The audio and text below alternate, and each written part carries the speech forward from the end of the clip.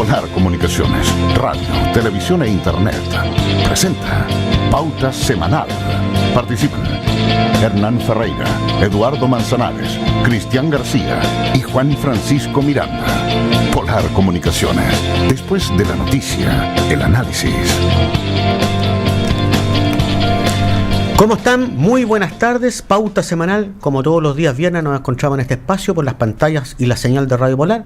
Pauta Semanal, transmitimos los días viernes de 15 a 16 horas y el programa se repite el día sábado y el día domingo.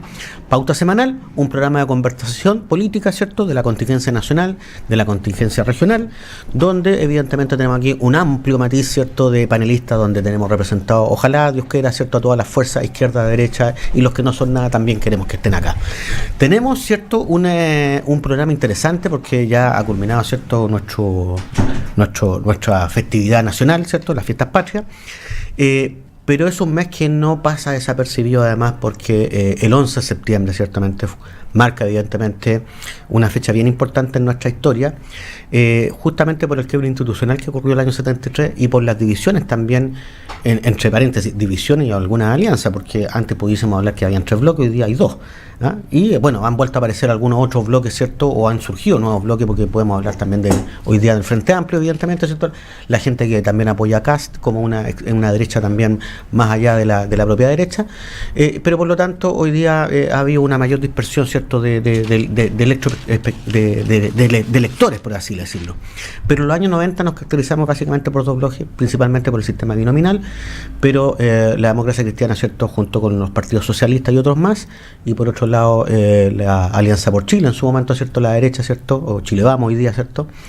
Pero todo esto tiene una génesis, y esta génesis parte del año 73, ¿cierto?, con este gran conflicto que tuvimos, con el quiebre institucional, con el golpe militar, una dictadura por largos años, pero finalmente donde además se promulga una constitución, y el estado que hoy tenemos, el estado de cosas, la situación, el estado del arte, es producto justamente en gran medida de esa constitución política y de ese modelo económico que, claro, la Concertación lo siguió profundizando, instaurando, y es lo que hoy tenemos. Los años 60 y los años 70 eran bastante distintos en el Chile de hoy, era un país mucho más pobre, y por lo tanto el debate hoy día está para hacer una reflexión de lo que ocurrió en este 11 de septiembre, todo lo previo y todo lo posterior evidentemente. Sin duda que el 11 de septiembre es el hito, pero uno no puede hablar de ese día aisladamente.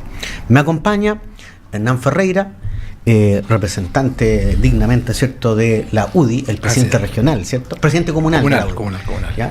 Y también me acompaña Juan Francisco Miranda, ¿cierto?, por el lado de la democracia cristiana. Nos van a faltar los socialistas seguramente, pero yo creo que usted va a hacer una buena representación de los bloques. Yo tengo que actuar como mediador, así que voy a abstenerme a hacer mucho comentario, pero le quiero dejar la palabra a Juan Francisco. Bueno, yo espero que hayan pasado un feliz 18 de septiembre en familia. Son fechas que son importantes para reencontrarse con la familia, pero septiembre yo ahí te iba a solo complementar, Cristian.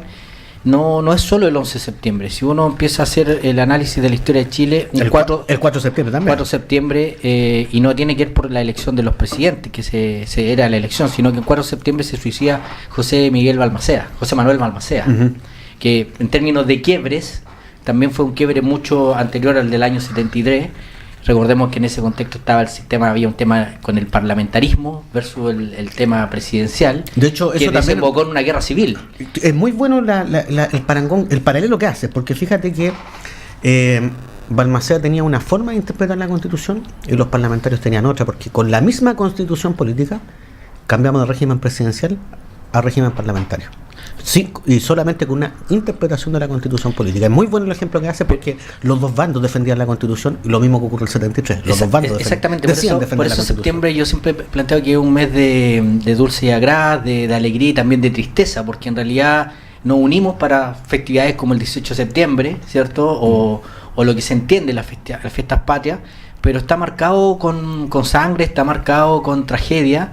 Y te vuelvo a decir, no solo el 11 de septiembre, sino que el 4 de septiembre. Entonces, el mensaje final de este mes, al menos yo siempre lo he planteado, es que uno tiene que estudiar la historia para que no se vuelvan a ocurrir hechos como lamentables como los que han ocurrido en Chile. No solo hubo asesinatos, matanzas, tortura en el año 73, en la guerra, tuvimos una guerra civil. Entonces, en ese esquema, yo creo ver y veo con preocupación que hay una especie de creciente justificación de violencia verbal, violencia física en distintos niveles de manifestación. no quiero hacer el paralelo que ocurrió en la década del 70, donde ninguno de nosotros probablemente estaba vivo. No me quiero hacer cargo de eso. Sí viví las consecuencias de eso, que tiene que ver una infancia en dictadura, una infancia donde había cierto miedo, un país que también está con condición de pobreza importante, pero lo cierto es que en el fondo el mensaje hoy día es cómo mejoramos nuestra democracia, cómo la hacemos que se robustezca, y cómo nos cuidamos y sobre todo cuidamos el diálogo. Y yo creo que ese es el gran mensaje de septiembre, que es un mes de encuentro y desencuentro a nivel nacional, donde debe primar el encuentro por sobre todas las cosas y el respeto sobre todo a la dignidad del ser humano. Hay que aprender la lección, ¿cierto? Hay que aprender la lección, porque finalmente, claro, como tú señalas, los dos quiebres que tú citaste muy bien, ocurren un poco por lo mismo. O sea, una forma de interpretar la Constitución, la tosudez de un presidente, el rechazo y el bloqueo del régimen parlamentario, la oligarquía, ¿cierto? Y finalmente el pueblo al medio. Y con evidentemente el quiebre del 91, ¿cierto? No fue tan grave, a lo mejor no fue, pero hubo una importante guerra civil, hubo matanza y hubo persecución por bastantes años después. De hecho, y esa inestabilidad posterior se postergó incluso mucho más allá del 25. Todo se habla de que la Constitución del 25 era como una buena Constitución, siempre que como ejemplo de país democrático, pero no olvidamos que en esa misma Constitución hubo también dictadura. Sí, pues. Hubo régimen, recordemos que incluso hubo una república socialista por un par de meses. Sí, maduró. Y de hecho el Partido Comunista estuvo proscrito en los años 50. Exactamente, por la ley maldita, claro.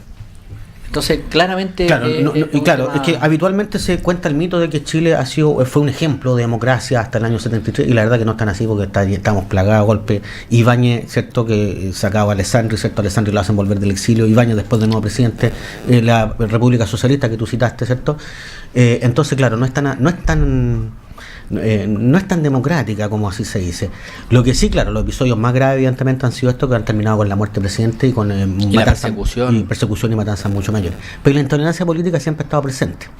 Con mayor o menor intensidad ha estado presente. Ha faltado la madurez para debatir. Hernán, ahí la visión para usted también. Sí. Bueno, yo comparto que septiembre debiera ser un mes de reencuentro, de reconciliación, ¿cierto? De pensar el pasado para no cometer los errores, digamos. Pero el ser humano es el único animal que repite cada 2 veces la... Es porfiado. Así es que no sería raro que quizás nuestros hijos, nuestros nietos vieran otra cosa parecida, digamos. No es creíble, pero puede pasar, digamos. Nadie está libre de eso, y en ese sentido fortalecer la democracia, crear a los niños en democracia es muy, muy importante, digamos. O sea, y la democracia parte primero por el respeto a los demás. O sea, lo primero, porque una cosa es votar. Pero si yo voto pero no respeto al otro, da lo mismo que vote. O sea, una democracia vacía, vacua. Necesito el respeto. Claro, no es la mera formalidad. No es la mera formalidad, porque hay gente que confunde. No, oye, pero si yo voy a votar y listo. Ese no es democracia en realidad. La democracia parte por el respeto de las minorías primero, ¿cierto? Porque hay una minoría que puede ser brutal, pero hay que respetar a las minorías.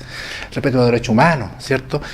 La democracia también, y lo vemos en los países latinoamericanos, está muy asociada a su impacto, digamos, a su apego en la sociedad. Si esto me da frutos económicos o no me da económicos, porque efectivamente si tenemos un país democrático pero empobrecido, la gente va a decir, la democracia no me sirve. Claro, es muy clientelista. Muy clientelista, además, digamos. Entonces, es re complejo, digamos, el tema de la democracia, pero hay que hacer el esfuerzo, ¿cierto? El otro día también pensaba que hay gente, por ejemplo, que está, y eso ya es un tema más político. Pero bueno, el punto, porque nuestra influencia democrática tiene que ver con la Revolución Francesa, claro, donde son principios de igualdad, fraternidad, ¿cierto? Exacto, y libertad. De ahí vienen las democracias occidentales, porque en realidad hay que decir que hay otras naciones del mundo que tienen otros sistemas para desarrollarse, y bajo nuestro prisma son profundamente antidemocráticas, pero pareciera ser que para esas naciones es una buena manera y les funciona. Funciona bien. Nosotros venimos con un prisma que viene basado en la Revolución Francesa y después viene la independencia de Estados Unidos y viene la independencia. Recordemos que nuestra independencia es motivo de una guerra europea entre Francia y España, con Napoleón. Entonces, finalmente ese prisma de democracia viene desde la fundación de nuestro país. Pero estar en democracia también no es gratis, tiene un costo, y eso exige también no solo el hecho de votar, sino que tener una conducta democrática. Y a mi modo de ver, tiene que estar centrado con los valores que tú planteabas: dignidad del ser humano, respeto a la opinión de otros, respeto a lo que es de todos y que tampoco es Así de es, ninguno. que es de la comunidad, que es de la comunidad en a el los bienes fondo. públicos. Efectivamente, que se olvida mucho esa palabra comunidad, cada día se está olvidando más, digamos. Y siempre yo cuando hacía clases le decía a los alumnos, mire, cuando una persona se estaciona mal, ¿cierto? Ese yo decía es un antisocial, porque va contra la sociedad, a la norma establecida por nosotros, claro, digamos, porque le entorpece al paso a otro, etcétera, etcétera. Por eso lo importante de cuidar los modales. De cuidar los modales.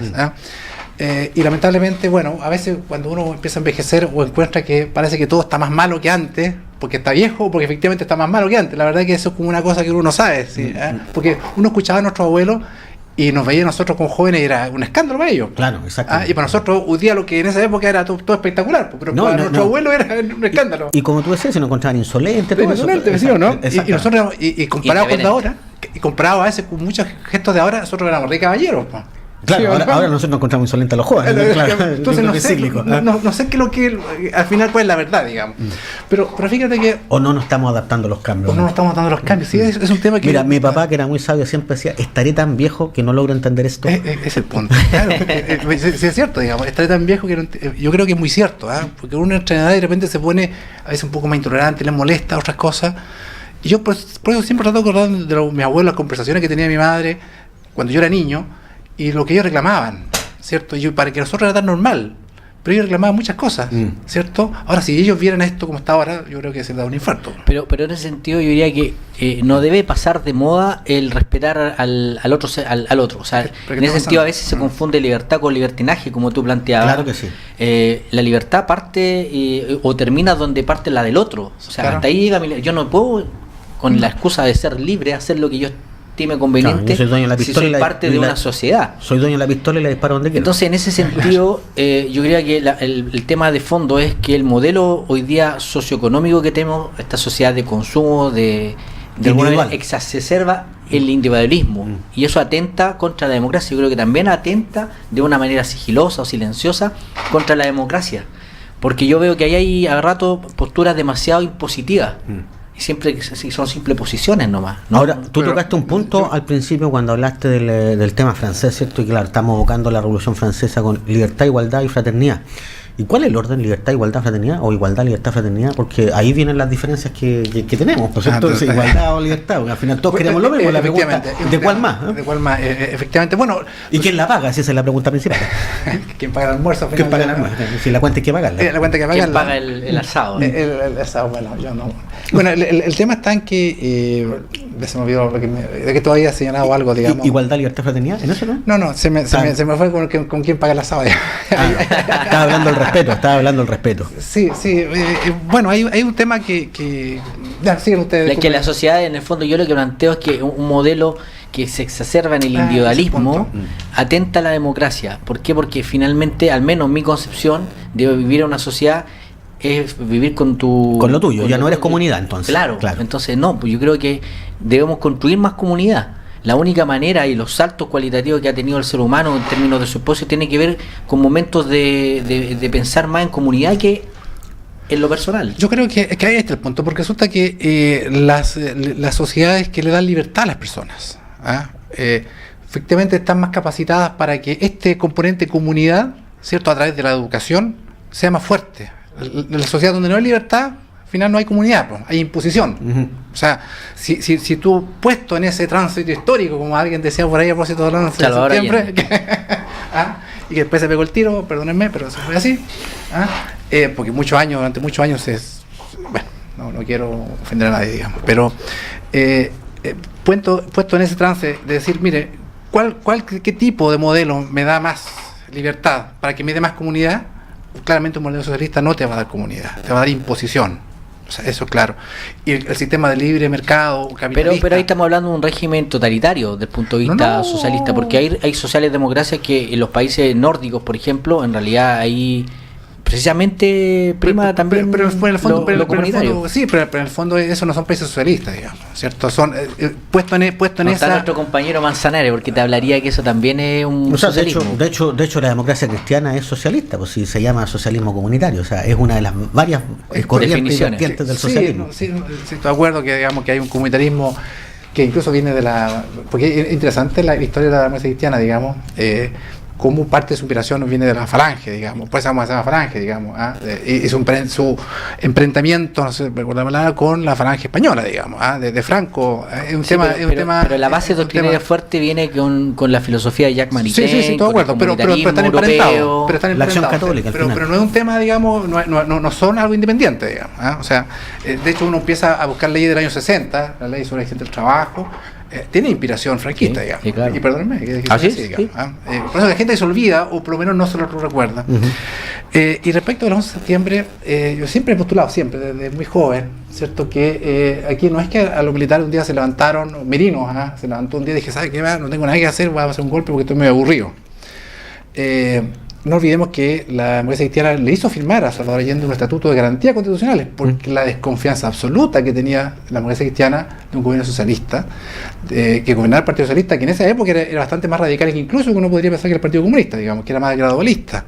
El Partido Socialista ya había declarado en los años 60, ¿cierto?, la vía armada como posible, ¿cierto?, para alcanzar el poder. A diferencia del Partido Comunista. A diferencia del Partido Comunista, digamos.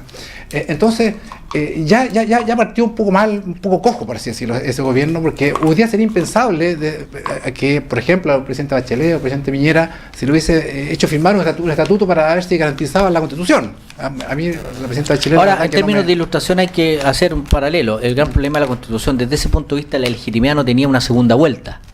Claro. Sí, pero esto no tiene que ver con la segunda vuelta a las garantías constitucionales, digamos. No, pero te quiero decir que el origen de esta... Es para elegir presidente. De esos tercios, claro. Hay que decir que Allende sacó un 34%, sí, claro, Alessandro un 31% y Tomic el otro 20 y tanto. Entonces, en el fondo, fue muy pareja y reñida la elección. Sí. Que se hubiese resuelto de alguna manera con una segunda vuelta. Que no existía en la Constitución. Que no existía la Constitución. Ese es un gran problema, claro, que tenía. Y por eso lo tenía que resolver el Parlamento, y ahí fue que la democracia cristiana colocó su condición. Exactamente, las garantías constitucionales. Sí, no, claro, pero no se la puso, Eduardo Frei sacó 60 y tanto %, pero no se la puso, digamos, a Alessandri, que también sacó un tercio. Cuando Alessandri sale el 58 electo, también sacó un tercio. No tuvo mayoría absoluta, digamos. Sí. O sea, si en ese sentido esa constitución, después de los gobiernos radicales, el que tuvo mayoría absoluta fue Frei Montalva con un 57%. El único, pero lo otro tiene que ver con esa polarización, y también hay que entender el contexto de Guerra Fría que estaba el mundo. O sea, es imposible no querer hacer un análisis riguroso, histórico, no teniendo el contexto mundial de lo que estaba ocurriendo. Y en ese sentido, claro, tenía una revolución cubana en el caso de América, pero aquí el gran tema es que esta revolución socialista de la Unidad Popular había sido por la vía democrática. Por la vía democrática. Entonces, eso claramente generó, y hoy día están efectivamente los antecedentes para ver que en nuestro sistema también había un cierto nivel y harto nivel de intervención de agentes de ambos sectores, de ambos extremos, de ambos polos mundiales. Ahora sí, también para ser justo, claro, porque efectivamente hubo intervención de todos lados, pero también los defensores de Allende no le hicieron mucho favor tampoco con cómo se comportaron, porque si hubiesen tenido un comportamiento mucho más mesurado, ¿cierto? Y no esta bravuconería de decir que tenían armas cuando no las tenían, tampoco hubiese sido todo el descalabro que ocurrió después. Entonces, hay que también entender de que muchas veces la desesperación o el voluntarismo en exceso muchas veces hace caer un proyecto presidencial, que es lo que ocurre a veces con los que muchas veces nosotros llamamos los cabezas de pistola, ¿cierto? Que actúan sin pensar y sin una planificación previa. Entonces, claro, estas bravuconadas que de repente se arrojaban y que no eran tales, finalmente también le hicieron muchas mellas a la autoridad de Salvador Allende. Yo creo que también, estudiando en esa época, algo recuerdo también, yo tengo 10 años, también Allende lo permitió también, digamos, o sea, también dejó de hacer, o sea, no siempre, digamos, estuvo en contra de esto, digamos, o sea, actuó por último por omisión, porque pudiendo haber tenido una mano más firme, yo creo que no lo quiso tener nomás, digamos, o las fuerzas, digamos, de la historia se le salió de las manos a lo mejor, puede haber sido. La efervescencia era otra. Pero creo que ahí hay un tema, digamos, que terminó además, también es importante, yo sé que falta más, Eduardo aquí porque no hay que recordar que, o sea, sientes que le estás pagando al aire tú, ¿eh? Le estoy pegando, claro, está en España, ¿dónde está? Claro, está en Cataluña. Está en Cataluña, ¿cierto? Citando a Puigdemont, a lo mejor allá en Waterloo, a lo mejor. No me queda la menor duda que nuestro compañero esté estar con la causa independentista. Yo creo que debe estar con la causa. Hasta mandó una foto para sacarnos pica. Sí, efectivamente. Así mientras nosotros aquí estamos con empanada y vino tinto, él ahí está tomándose unos cócteles, ¿cierto? Y unas tapas. Viva la revolución. Una sangría. Eso fue, efectivamente, fue una sangría. Viene ahí por los controles que me hacen tapas y copas. Tapas y copas. Va a llegar entapado y encopado el hombre. Exactamente. Bueno, el golpe del 73, ¿cierto? Estaba leyendo también, bueno, todo el mundo conoce, que mínimamente la historia, el proyecto de acuerdo que saca en agosto de la Cámara de Diputados, ¿cierto? Respecto del gobierno de Salvador Allende, donde lo acusa de cosas terribles, digamos. O sea, si un día a un presidente, a Piñera, a Bachelet, lo acusaron de estas cosas, sería la casi apocalipsis, digamos. Bueno, pasó después, digamos, ¿eh? O sea, violar la Constitución, al Poder Judicial, la libertad de prensa, o sea, lo acusó de 1000 cosas. ¿Eh? Claro, lo que pasa es que el contexto histórico es distinto, porque hoy día, por ejemplo... Pero en democracia, ojo, sí, estoy de acuerdo, pero una matanza estudiante que también hubo en democracia, ¿cierto? O la toma del seguro, ¿cierto? O sea, en los años 40, los años 50, los años 60, siempre hubo matanzas. Eso hoy día sería impensable. A un gobierno que hace una matanza estudiante lo echan a patadas. Así es. Sí, lo echan a patadas. Entonces, afortunadamente, porque los tiempos han cambiado, pero en los años, hasta los años 70, que no había medios masivos de comunicación, ¿cierto? Que no estaba la internet, pero además donde se permitía muchas veces la violencia política. Si uno ve el paréntesis que ocurrió en Europa entre las dos guerras mundiales y uno ve imágenes de las protestas, oye, los gallos se agarraban a palo. Aquí también ocurrió, hasta los 70. Pero hoy día eso es impensable porque la democracia misma también ha madurado un poco.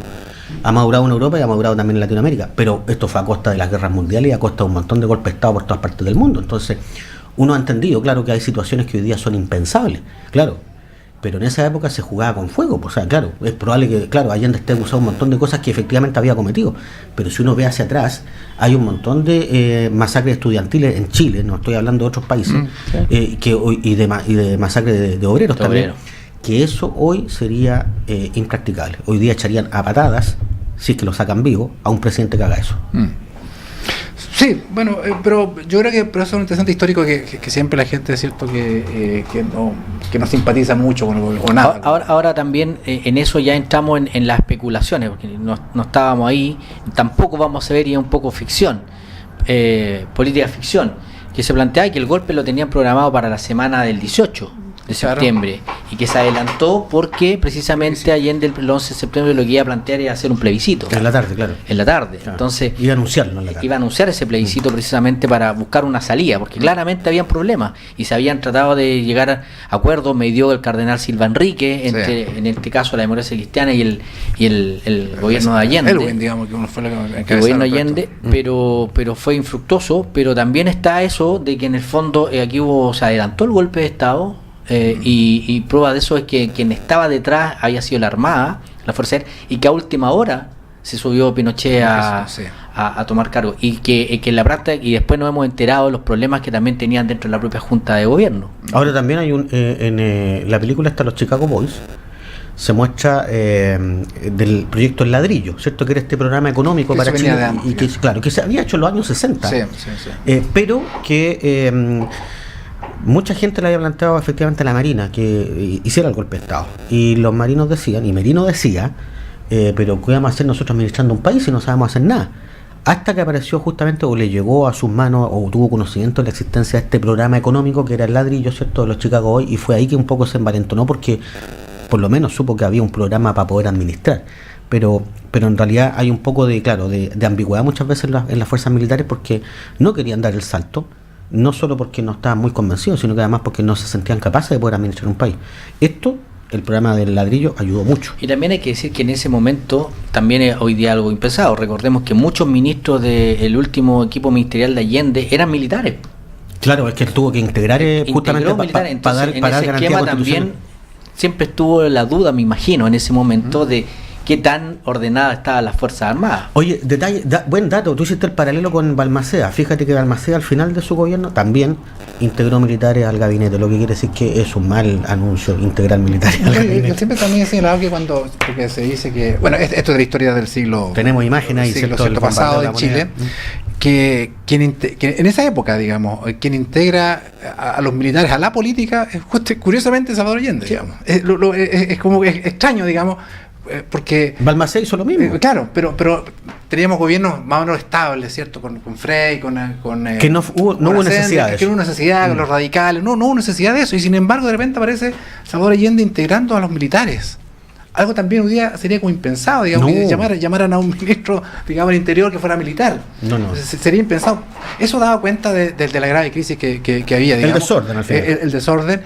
Para algunos también era tratar de involucrar también a las Fuerzas Armadas, porque yo creo que en el fondo buena parte, a lo mejor, o parte de la inteligencia de ese momento de la Universidad Popular sabía que le faltaba un sector por capturar, que era la Fuerza Armada, digamos. Y por eso, por ejemplo, yo recuerdo que haber escuchado a Chávez por ahí, ¿cierto? Que él tomó mucho el ejemplo de Salvador Allende, y por eso que cooptó, digamos, a la Fuerza Armada, porque sabía que sin Fuerza Armada no podía hacer su revolución, digamos, y por tanto necesitó hacer socialistas a la Fuerza Armada. Lo que pasa es que en la práctica, cuando tú quieres generar un cambio revolucionario, independiente si sea de izquierda o derecha, porque en realidad aquí la dictadura también hizo una revolución. Absolutamente. Impuso una revolución económica, sí, claro, pero finalmente se hace con la fuerza. No hay otra forma. O sea, si analizamos la historia, no hay otra forma. Entonces ahí, o ganando una guerra o imponiéndote, o la fuerza, claro, pero no se hace a la buena. Entonces, en ese sentido, tener a la fuerza de lado claramente te da ciertas posibilidades de éxito para lo que tú quieras hacer. Claro. Estamos en el tiempo para irnos a la pauta, a la tanda de comerciales, así que vamos a hacer una pausa, pero seguimos conversando este tema interesantísimo. Septiembre, mes de la patria, pero también el mes de una historia para recordar. Exactamente. Pauta semanal. Vamos a la pausa de comerciales.